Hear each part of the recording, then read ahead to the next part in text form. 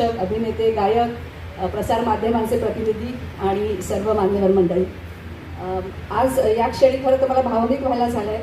कारण नितीन देसाईंचा आणि माझा वैयक्तिक ऋणानुबंध होता आणि तो मी सरकारी अधिकारी असल्यामुळे नव्हता केवळ, तर त्यांची मी फॅन होते.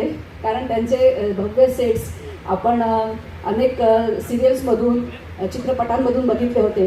चाणक्य सिरियल जेव्हा यायचे तेव्हा मी जस्ट कॉलेजमध्ये वगैरे होते आणि ते सुंदर भव्य सेट्स हे तेव्हाच एक हृदयात घर करून गेले होते.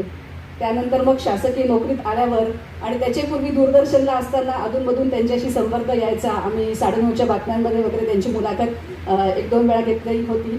आणि शासकीय नोकरीत आल्यावर सांस्कृतिक कार्य विभागात मॅडम त्यावेळेस सहसचिव होत्या आणि राज्याचा सुवर्ण महोत्सव 2010 साली ज्यावेळेस साजरा केला त्यावेळेस नितीन दादांनी इथे जशी इथे आता आपण म्हणतो की आधुनिक विश्वकर्मा आणि त्यांनी एक प्रतिसृष्टी इथे निर्माण केली, त्याप्रमाणे गिरगाव चौपाटीवर संपूर्ण महाराष्ट्राचं वैभव निर्माण केलं होतं. आणि अगदी राष्ट्रपतींपासून सगळे मुख्यमंत्री, सगळे महाराष्ट्रभूषण त्या ठिकाणी आले होते.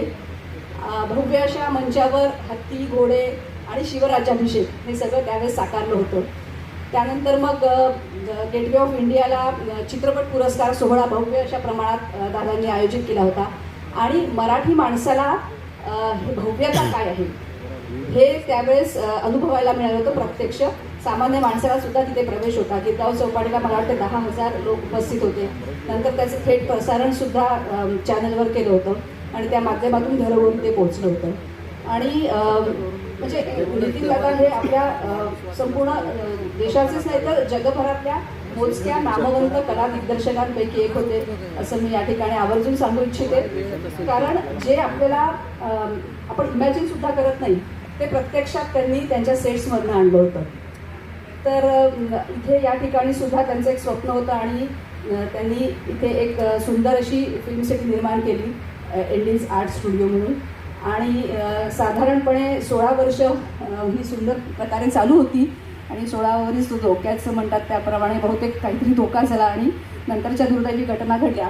पण शासनाशी त्यांचा जो ऋणानुबंध होता त्यातूनच ही धुरा शासनाकडे यावी अशी त्यांची कुठेतरी इच्छा होती सुप्त. आणि मॅडम आणि मी त्या इच्छेत ओढलं गेलो असं मला यावेळेस वाटतं.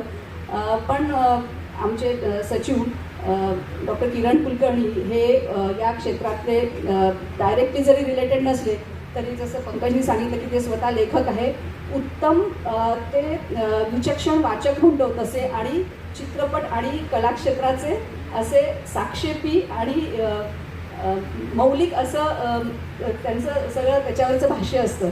तर असे आम्हाला सेक्रेटरीसुद्धा लाभले आहेत. मॅडम तर फिल्म सिटीला त्यांनी आता ज्या प्रकारे गेल्या 1-1.5 वर्षात नवनवीन उपक्रम सुरू केले आहेत त्याच भावनेतून आता या एनडीची जबाबदारी फिल्म सिटीकडे आलेली आहे.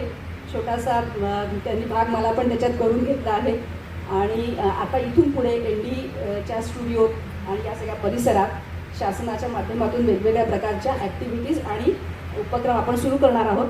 आणि पुन्हा एकदा हा सगळा परिसर कलाकारांनी गजबजून जाईल अशी आम्हाला या निमित्ताने आशा वाटते. आपण सगळे आज आवर्जून या ठिकाणी आला आहेत त्यासाठी मी मनापासून आपले स्वागत करते आणि आभारसुद्धा मानते. धन्यवाद.